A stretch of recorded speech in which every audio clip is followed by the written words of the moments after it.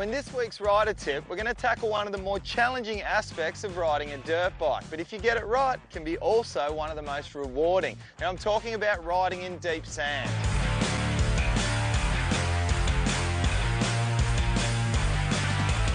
Now because it's such an important topic to cover, we're going to be splitting this rider tip into two separate segments. Now for this week, we're going to be covering the basics of riding in the sand, following it up with a little bit more of a specific drill on sandy berms. And one of the biggest tips I can give you if you're hoping to become nice and comfortable in the sand is you need to do your time. You need to do hours and hours out in it and you'll become nice and comfortable. Now for me personally, growing up over in Western Australia, being a little sand groper, I definitely did my time in the sand, that's for sure. But today, we're here in Rosebud and what quite possibly has the deepest sand on the whole eastern seaboard of Australia. We're going to go over a couple of basics and what's going to get you a lot more comfortable.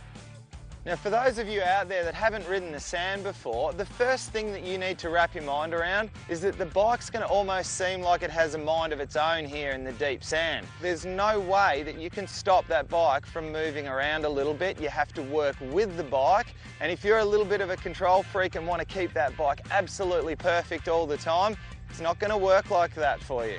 Now, as a result, the biggest mistake that people make when they first start getting into the sand is they tend to hold on way too tight with their hands, and they're trying to control the bike with their upper body, which is just not going to happen. Now it's not possible by gripping really tight with your hands to control what the back of the bike's going to do through the sand. All it's going to achieve is it's going to give you arm pumps straight away and obviously tire you out in the process. Now it's important to remember that if you fully back off your throttle in the sand, it's equivalent to grabbing a handful of front brakes on a hard-packed track, and quite often that'll spit you straight over the handlebars. In the sand, the bike likes to do what it wants. It likes to move around a little bit, and if you fully back off the throttle at any stage, it puts all the weight bias to that thin little front wheel and it tries to tuck and send you over the handlebars. So what I recommend is we need to keep at least a little bit of power on at all times. Keep that throttle nice and smooth, and even when you're approaching braking bumps coming into the corner, we try to keep that little bit of power on to keep those wheels up and on top of those bumps. Now the first couple of times that you attempt to do this, you're going to find that the bike moves around underneath you a little bit.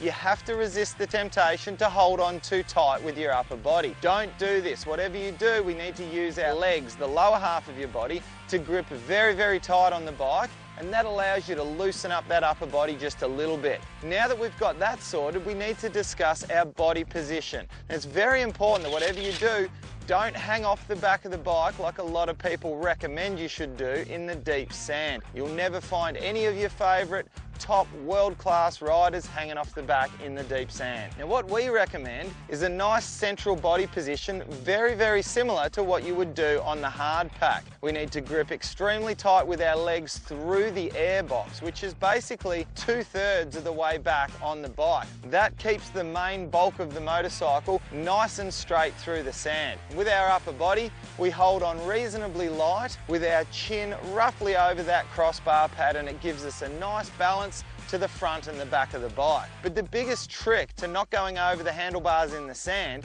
is not getting your upper body off the back of the bike, it's keeping that power on. That's what keeps the weight on the back of the motorcycle. As we've already mentioned, there's only one really good way to get good in the sand, and that's to do your time. Stay tuned for part 2 of our sand riding tip. Until then, remember, practice makes perfect.